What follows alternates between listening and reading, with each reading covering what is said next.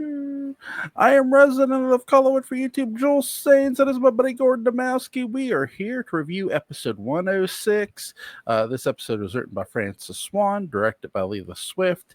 It was recorded November 16th, 1966. It was broadcast November 21st, 1966. So we get two, let's see, sets. We get the sheriff's office, and we get the Collinwood, we get the window of the drawing room, I should say, and we get a bit inside of it. But primarily the location is the sheriff's office, and he is questioning Victoria Winters comes in, and the elder Richard Gardner, I think his name is there. And it's Roger's lawyer. Roger has been detained for questioning because they dug up the pen in the previous episode. Gordon, what did you think of this episode, buddy? I thought it was. I think it's an okay episode. I think it's, Dark Shadows is at a time where they're not quite sure about the whole supernatural thing. Because I think, they're still investigating Bill Malloy. But I think when I watched this episode, I kept thinking about the similar episodes when Barnabas shows up. And I think Swan's trying to do what you would do in a normal soap opera, which is, okay, you want to do the police thing. You want that.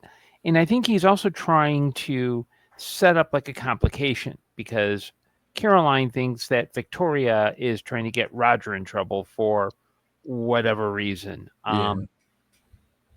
And I think he does an okay job of trying to get it through. But like with the Barnabas stuff, and it may just be because by that point Swan was out of there, it really doesn't have that kind of sense of like there's no sense of danger, or it's like Roger might have been like thrown out of the for all we know, Roger might as well have been thrown out of the Blue Whale for crushing too many brandy snifters in his hand. I mean, it's not a bad episode, and it's kind of, especially at this point in the show, they're kind of figuring out, okay, we know we can do ghosts, so let's see what we can do. I mean, I think it's a good, well-structured episode, and it moves the story along, but it doesn't really feel like there's a lot of like urgency to it. It's like, okay, Roger's in jail. I do think Louis Edmonds does the I do not want to be here very well. Yes, he does. Who can blame? Who wants to be in a small town jail? Hell, any jail. So I agree with you. I think what's amazing too is here, this story specifically about the pen and about the whole Bill Malloy's death has been going on forever. This has been going on quite a while. And this, you hear Victoria Winters say she's been here months. Well, it's been going on for months, at least a good while. I mean, because this was way back in like the 50s, 60s. I mean, they've been covering this one for a while. So yeah, because I think Malloy died he saw Josette's Ghost in episode 77. Yeah, I believe. And then I think he was killed later on. So you've got about 20 episodes. So yeah, it may have only been like a few weeks, but it felt like forever. Yeah, and I think too, it's something like this should have, and it may have just been that Francis Swan he may have been more of a traditional soap opera writer of the time, where you're not really concerned with, like, now soap operas make sure everything is moving forward.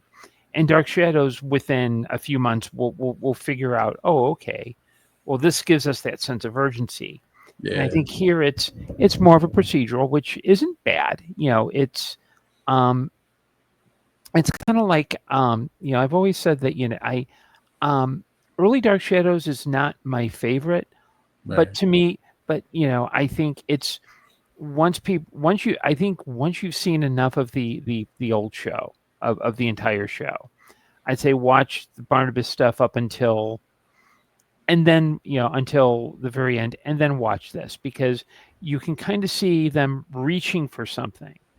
And I could see where if you like if you told, say, anyone other than Patrick, you need to start at episode 1. By this point, they're probably checking out, because it's like, it's not dull. It's just very standard for the time. But I do think it's starting to explore some of the interrelationships with characters in a way that I think later writers will pick up and start moving forward with much more urgency. I think too they're still giving. What's great is they've given Vicky such a sense of urgency here, such as they've made her a good character so far. Mm-hmm. You have her testifying to the facts of the case here, to what she knows, that Carolyn had the pen, that Bert gave her the pen, and then Carolyn's going to confirm all this. This is to me, this is peak Victoria Winters, and this is also peak Sheriff Patterson, especially It's Dana Elker too. That's why a lot of people consider Dana Elker the best sheriff, especially George Patterson. Because I mean, if he sticks around, I'd like to think they're writing him a little differently. Really good soap opera. I know Dana Elker was a good actor, but he's a really good soap opera actor too.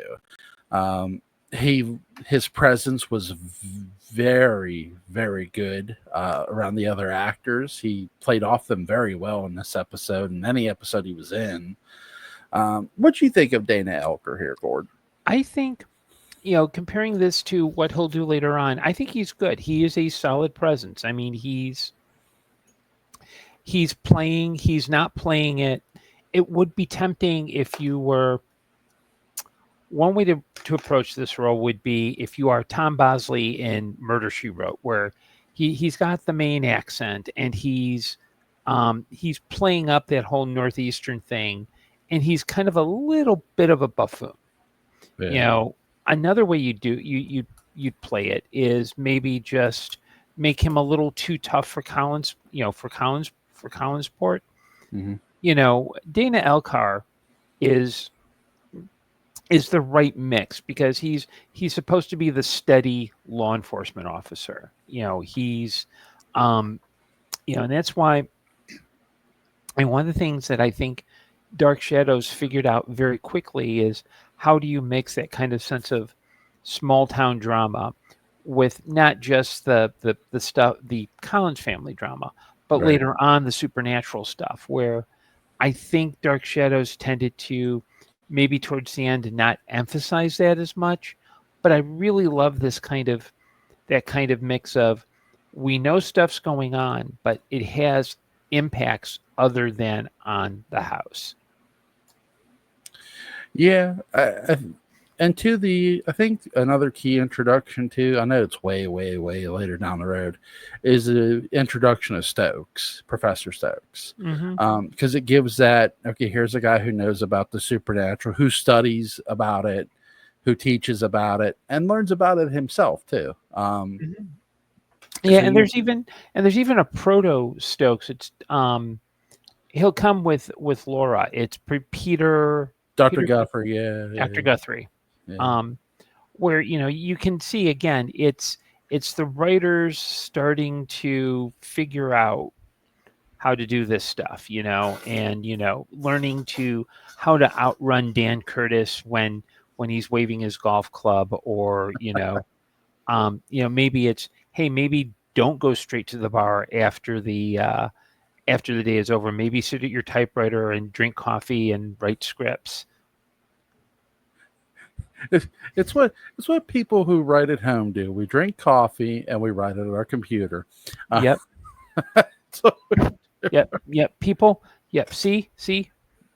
Always keep a mug on standby. Yes. I have my Seattle Seahawks mug sitting in front of me. Because football season's coming. Anyway, so But yeah, this episode, I really like Richard Gardner too. In this episode, he's sort of looking at Roger, and even when the sheriff starts questioning Sam Evans a bit, he looks at the sheriff like, okay, now you have another suspect in mind. It's not just my client here, because Roger's alibi for him not being the one who tried to run down Victoria is he was at a gas station. um, which it's like, okay, that seems like a reasonable alibi. That doesn't sound like bullshit, which it's not going to be. I don't think they Mhm. reveal it in this episode that he's clear. I think they reveal it in the next one or so, Right. but they don't reveal it quite in this episode that he's on the clear yet. So Yeah, I mean, it's too bad they never did like a like a whole like I don't know don't think they ever did like a at this point like a courtroom, because it would be fun to see like how courts work in Collinsport, like the district attorney, like is their last name Trask for some reason, and they're kind of, looks like Jerry Lacey but more of a buffoon, and like the judge, is it I'm trying to think of who we could put in the judge. You could just throw Thayer David in like a goofy wig, give him kind of a, maybe have him smoke a cigar while he's on the bench. I don't know. Everybody smoked in the '60s. I can't, but it'd be interesting to see that. yeah, I'm with you. I'd also like to, who I'd like to see as the judge there for would have been fun, just as because again, the judge isn't going to have a lot of on-screen time. Have it be Dan Curtis. Why the hell not? Actually, that would actually fit. Because you'd have him smash the hand. All you'd have to do is have him smash the gavel down, point and yell guilty. Court's adjourned. I mean, you'd never have to give him any lines, and it would allow him maybe to work on some anger management issues. Allow him to express that, and then, um, but it would be funny if after the episode, if that ever happened, like Henry Kaplan or Leela Slift approached him with notes, or especially Kaplan. It's like, Dan, you've got an F. I'd love to see what happened with that. Yeah, yeah. That would be really cool. That'd have been fun to see if we would, because they mentioned like the courthouse and stuff. Because it's where the original courthouse in 1795 burned down. That's Mm-hmm. where they discovered Vicky's bracelet, where Joe Haskell discovers Vicky's bracelet. That's way off. But I should say that episode's way down the road. But here in this episode, we just get the jail cell. We get a bit of Collinwood. Um, I really love Carolyn's range. Nancy Barrett does a really good job with her range of emotion. Both her and Mm-hmm. Alexander in this episode have a great range of emotion. What do you think, Gordon? Yeah, I think one of the strengths of this early period is because these are stage actors. You don't have this. Ironically, you don't have the supernatural stuff to distract.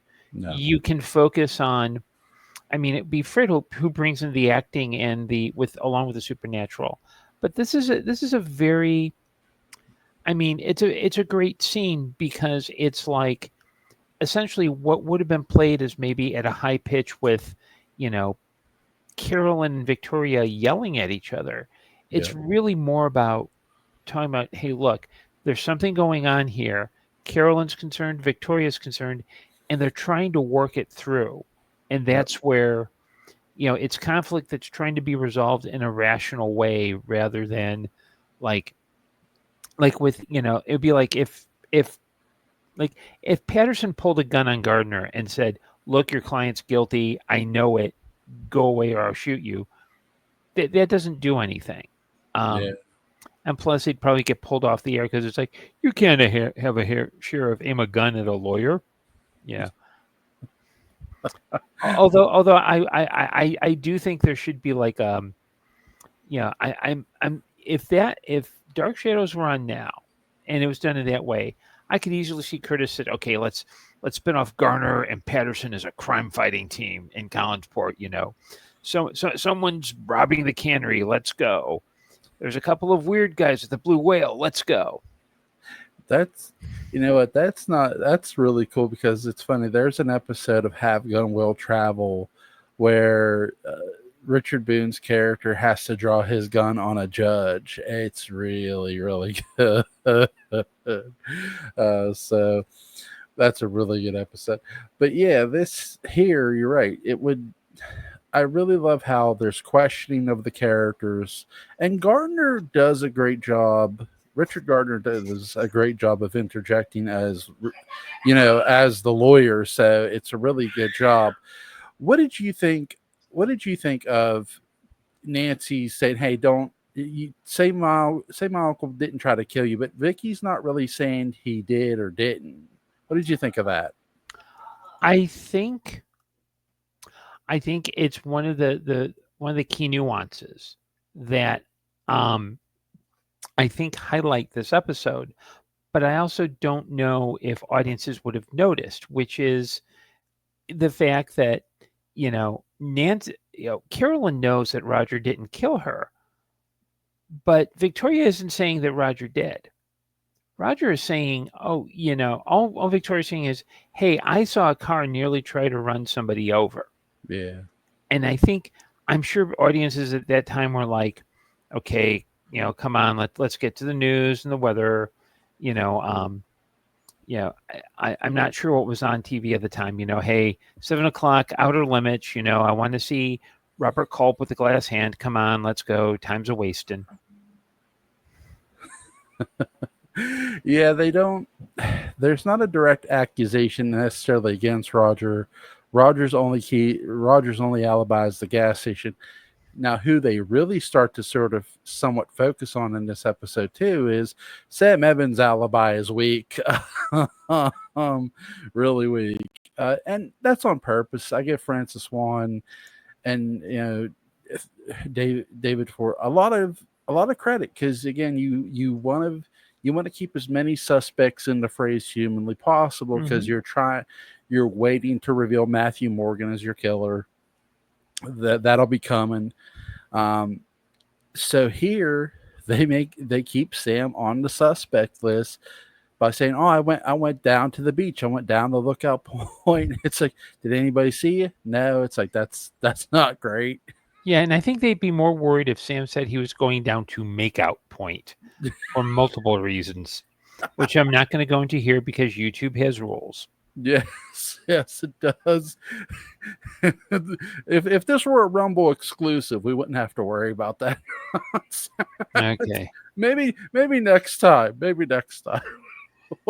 Yeah, Resident of Collinwood After Dark. Yes, yes, yes. On Rumble only. That's what we'll do for that next episode. But in all seriousness, I will say that the actors you're right. They're stage actors, and they do such a great job because Dark Shadows was like a stage play in every way. Hmm. Yeah, I mean, it was when you consider what they had. Yeah. You have you have a small budget. Hmm. You've got a couple of standing sets. Two, maybe three if you're lucky. You have up to five speaking roles. Um, you've got three big heavy cameras that a guy in a booth is basically pointing and looking at TV at monitors and going, okay, camera one, you go here, camera two, go there. And the day starts with actors coming in, they rehearse, they block, they come in, they tape, and there's no and you can't edit, you can't do anything else. I mean, this is punk rock television. It's basically, and I think one of the nice things about these earlier episodes is that there you can see where the actors are starting to get into, you can see them kind of working through getting to the point where once the Barnabas storyline takes off, they're Yeah. not the only thing they're worried about is remembering their lines, because it's not just going to be like, what about the pen, what about the beach? It's, oh, okay, we have to talk about vampires now. Yeah. And it's really, I know it was censorship, but I like how they don't say the word vampire till what 1795, which it's like Well, they, I wonder if it was as much censorship as we just didn't want to use it. They just didn't want to necessarily give the game away. Like Yeah. that, it was like, okay, people are smart enough to know if a guy rises out of a coffin, Yep. he's got sharp fangs, and we talk about like animals being, drained of blood. People can put two and two together. They get if they can get the jokes on Get Smart, and if they can watch Yeah. Batman, they'll get this. Oh yeah. Oh, yeah. Yeah. I've talked about this a bit when I was covering the Barnabas, like the Our Barnabas video, that it's not hard to determine that Jonathan Frid is playing a vampire. It's not rocket science. Right. You know, you don't need the word vampire to know that he is one. Mm-hmm. There's enough innuendo, hints. I mean, his hand hits, come on, he's the one who comes out the coffin. So yeah, you're right. Once they get to Barnabas, I mean, the punches are rolling. I mean, really, Mm-hmm. really well too. They're more focused on, hey, the farm animals are getting they are focused on the farm animals are getting mutilated. Maggie's getting kidnapped. So Yeah, it's kind of like of all that stuff, and I think really now, if you were to, again, if Dark Shadows are being put on now, I don't think the criticism would be the use of the word vampire. I could see them being concerned about, okay, you're basically glorifying someone who is stalking and gaslighting somebody.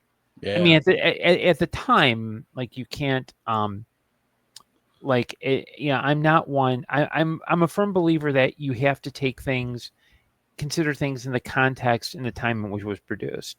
And I think even at the time, that storyline, it doesn't make Barnabas is not being sold as the hero at that point. I mean, uh, Barnabas is the heel. I mhm, mean, he is full on the heel. I don't think he ever becomes. It's never he never does a complete babyface turn, but it's like he's lesser degrees of heel, if that makes yeah. sense.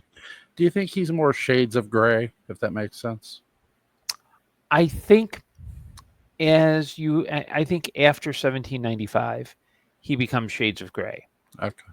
because I do think that, and I actually was talking to someone on Blue Sky, and I know we're going a little bit for few episodes ahead, but Right. in episode 345, Barnabas is talking about how because it's the one where Victoria finds out that Brooke Devlin died in a plane crash.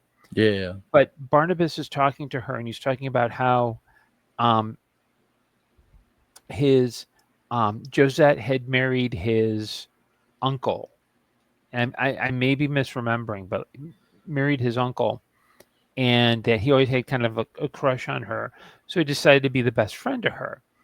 And this person, the username is Collins Port Girl, so I see you, just hello. And she had wondered if maybe this, I think, something about I think she'd asked, like, did the writers get it wrong, or is this, but but at the time, when you consider Barnabas has only been out of his coffin X amount of time, Hmm. he's, and even if you go back and you take in the whole story, his brain is pretty messed up by all the time travel and all that stuff. So, and just the stuff we see on screen. Yeah. So I think it's, I don't think Barnabas really has a grip on who he is. I think this is my theory, Right. until the 1795 flashback when Victoria goes back into his past, and he's like, oh, and I don't think it's necessarily what she does, but it's like, oh, okay, now, this is a high tension situation for him because he doesn't want to get found out. And he's Yeah. realizing that, like, oh, I nearly turned Josette into a vampire. Oh, Angelique. Oh, Jeremiah. Oh, like, and so, um, I think that, um, his, I think for a while his memory, he was a heel, but it was also like when your mind is messed up and you've spent 175 years in a coffin with a big Yeah. cross over you. um, and you don't even have the luxury of a porta potty, because coffins, they don't come with built-in toilets, so it can get a little stinky in there. You have to wonder, he's a heel, but he's not like an unwilling heel, witting heel. He's not the heel you love to hate. He is the, he just knows what he wants. He remembers someone. Oh, there's someone who looks like her. I'm going to turn her into my bride simply because I could. Yeah, I think you're right too. I think he's conflating 1967 and 1795 a bit. Right. He's Yeah, because he spent that time, and I have a theory. It's another theory, and I've even written about it for a journal, cool. which is that in dark with if you are time traveling in Dark Shadows and you go back in time, so we'll use Victoria. Yep. Victoria goes back to 1795. Her whole first episode is, oh, you look like Roger. Oh, you look like Matthew Morgan. Oh, you look like Elizabeth. I think your brain kind of starts, as a result of time travel, you start seeing all these characters as similar to people you know. Because, Yeah. like, in one of I think it's like episode 206, um, David points to a portrait and says, that's my great grandfather, which would mean it would be Edward Collins, but the Edward Collins we meet doesn't look like that portrait. But Yeah. time travel, when Barnabas goes back to, and so it might be because Barnabas is all that has that history of time travel. In 1967, he's like, oh, that Roger looks like my dad. I hate that guy. Yeah. Elizabeth looks like my mom, so I can be very charming around her. Um, Carolyn is like Millicent. Yeah, she was kind of goofy. Who cares? Willie wasn't around, so I can push him around. Okay, Stokes is kind of like Ben, my friend Ben. He's Yeah. cool. Mrs. Johnson is like Abigail. Yeah, boiled dinners. I'm gonna, yeah, that's fine. Go away. I don't care. um, Uh, I like when Roger comes back from Boston or something, and he's asking Carolyn about how many guests they have in his house. He goes, "You don't think Mrs. Johnson want me to be a father figure to her, do you?" Because Carolyn says about her, Roger was like a father to her. Oh my god! and I think that's to bring it back to episode 106, because Yep. I went on a wild tangent, but um, Carolyn is she is defending her uncle, Yep. her surrogate father, so it makes kind of sense. And Vicky isn't really slagging him, but all he is her employer. Yep.